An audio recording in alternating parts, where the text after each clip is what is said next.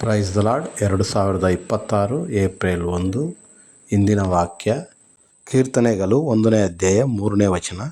ಅವನು ನೀರಿನ ಕಾಲುವೆಗಳ ಬಳಿಯಲ್ಲಿ ಬೆಳೆದಿರುವ ಮರದ ಹಾಗಿರುವನು.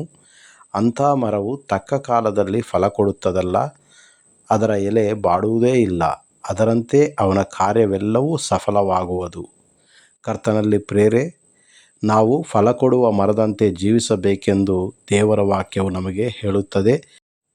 ಕೀರ್ತನೆಗಳು 1ನೇ ಅಧ್ಯಾಯ 1ನೇ ವಚನದಲ್ಲಿ, ಯಾವನು ದುಷ್ಟರ ಆಲೋಚನೆಯಂತೆ ನಡೆದೇ ಪಾಪಾತ್ಮನ ಮಾರ್ಗದಲ್ಲಿ ನಿಂತುಕೊಳ್ಳದೆ ಧರ್ಮನಿಂದಕರೊಡನೆ ಕೂತುಕೊಳ್ಳದೆ 24 ಗಂಟೆಗಳ ಕಾಲ ದೇವರ ವಾಕ್ಯದಲ್ಲಿ ಆನಂದಿಸುತ್ತಾ ಅದನ್ನು ಧ್ಯಾನಿಸುತ್ತಾರೋ, ಅವರು ನೀರಿನ ಕಾಲುವೆಗಳ ಬಳಿಯಲ್ಲಿ ನೆಡಲ್ಪಟ್ಟು ತಕ್ಕ ಕಾಲದಲ್ಲಿ ಫಲ ಕೊಡುವ ಮರದಂತೆ ಇರುತ್ತಾರೆ.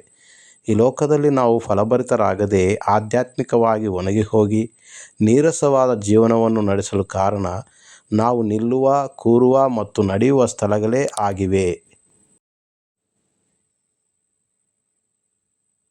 ದೇವರು ನಮ್ಮನ್ನು ಯಾವಾಗಲೂ ಹಸಿರಾಗಿ, ಎಲೆ ಬಾಡದೆ, ತಕ್ಕ ಕಾಲದಲ್ಲಿ ಫಲ ಕೊಡುವವರಾಗಿರಬೇಕೆಂದು ಬಯಸುತ್ತಾನೆ.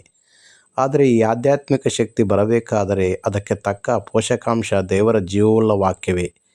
ಅದು ನಮ್ಮ ಜೀವನದಲ್ಲಿ ಕಡಿಮೆಯಾದರೆ ನಾವು ನಡೆಯಬಾರದ ಮಾರ್ಗಗಳಲ್ಲಿ, ಉದಾಹರಣೆಗೆ ಕೆಟ್ಟ ಮಾತುಗಳು, ಚಟಗಳು, ಭಕ್ತಿಹೀನರೊಡನೆ ಐಕ್ಯತೆ ನಡೆಯುತ್ತೇವೆ. ಹಾಗೆ ನಿಲ್ಲಬಾರದ ಸ್ಥಳಗಳಲ್ಲಿ ನಿಲ್ಲುತ್ತೇವೆ ಮತ್ತು ದೇವರು ನಿಷೇಧಿಸಿದ ಸ್ಥಳಗಳಲ್ಲಿ ಕೂತುಕೊಳ್ಳುತ್ತೇವೆ. ಈ ಕ್ರಿಯೆಗಳು ನಮ್ಮನ್ನು ಮತ್ತು ನಮ್ಮ ಆಧ್ಯಾತ್ಮಿಕ ಜೀವನವನ್ನು ಕುಗ್ಗಿಸಿ ನಮ್ಮನ್ನು ಫಲವಿಲ್ಲದವರಾಗಿ ಮಾಡುತ್ತವೆ. ಈ ಕೀರ್ತನೆಯಲ್ಲಿ ಅವನು ಮಾಡುವುದೆಲ್ಲವೂ ಸಫಲವಾಗುವುದು ಎಂದು ನಾವು ಓದುತ್ತೇವಲ್ಲವೇ? ನನಗೂ ಮತ್ತು ನಿಮಗೂ ಈ ಮಾತು ತುಂಬ ಇಷ್ಟ. ನಾವು ಮಾಡುವ ಪ್ರತಿಯೊಂದು ಕೆಲಸವೂ ಯಶಸ್ವಿಯಾಗಬೇಕು, ಅದರ ವಿಜಯದ ಅನುಭವವನ್ನು ಪಡೆಯಬೇಕೆಂದು ನಮಗಿರುತ್ತದೆ. ಆದರೆ ಕ್ರಿಸ್ತನೆಂಬ ಜೀವಜಲದ ಬಳಿ ನೀನು ನೆಡಲ್ಪಡದಿದ್ದರೆ, ಆತನು ನಮ್ಮಲ್ಲಿ ಮತ್ತು ನಾವು ಆತನಲ್ಲಿ ನೆಲೆಗೊಂಡದಿದ್ದರೆ ಎಂತಹ ಆಧ್ಯಾತ್ಮಿಕ ಫಲವಾಗಲಿ ಅಥವಾ ವಿಜಯವಾಗಲಿ ನಮಗೆ ಸಿಗುವುದಿಲ್ಲ. ಯೋಹಾನನು ಬರೆದ ಸುವಾರ್ತೆ 15ನೇ ಅಧ್ಯಾಯ 4ನೇ ವಚನ.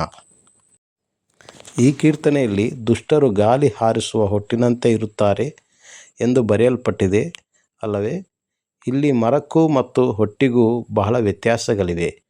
ಮರವು ಸ್ಥಿರವಾಗಿರುತ್ತದೆ, ಆದರೆ ಹೊಟ್ಟು ಅಸ್ಥಿರತೆಯಿಂದ ಅಲೆದಾಡುತ್ತದೆ. ಮರವು ಅನೇಕರಿಗೆ ನೆರಳು ಕೊಟ್ಟು ಆಯಾಸ ತೀರಿಸುತ್ತದೆ, ಆದರೆ ಹೊಟ್ಟು ಅನೇಕರಿಗೆ ಕಿರಿಕಿರಿ ಉಂಟು ಮಾಡುತ್ತದೆ. ಮರದಿಂದ ಅನೇಕ ಉಪಯೋಗಗಳಿವೆ, ಆದರೆ ಹೊಟ್ಟು ಕೇವಲ ಸೀಮಿತ ಪ್ರಯೋಜನಗಳಿಗೆ ಮಾತ್ರ ಸೀಮಿತವಾಗಿದೆ. ಮರವು ಎಂಥ ಗಾಳಿಯನ್ನಾದರೂ ತಡೆದುಕೊಳ್ಳಬಲ್ಲದು, ಆದರೆ ಹೊಟ್ಟು ಮಾತ್ರ ಗಾಳಿ ಶುರುವಾದ ಕೂಡಲೇ ಹಾರಿ ಹೋಗುತ್ತದೆ. ಆದ್ದರಿಂದಲೇ ದುಷ್ಟರು ಮತ್ತು ಪಾಪಿಗಳು ನೀತಿವಂತರ ಸಭೆಯಲ್ಲಿ ಮತ್ತು ನ್ಯಾಯ ತೀರ್ಪಿನಲ್ಲಿ ನಿಲ್ಲಲಾರರು.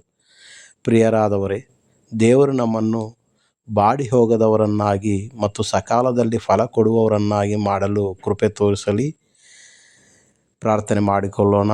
ಹಗಲಿರುಳು ನಿನ್ನ ವಾಕ್ಯವನ್ನು ಧ್ಯಾನಿಸಿ ಅವುಗಳಲ್ಲಿ ಆನಂದಿಸುತ್ತಾ ನಿನ್ನ ಜೀವಜಲದ ಬುಗ್ಗೆಯ ಬಳಿ ನಡೆಯಲ್ಪಡುವಂಥ ಕೃಪೆ ತೋರಿಸು ತಂದೆಯೇ. ಆಮೆನ್.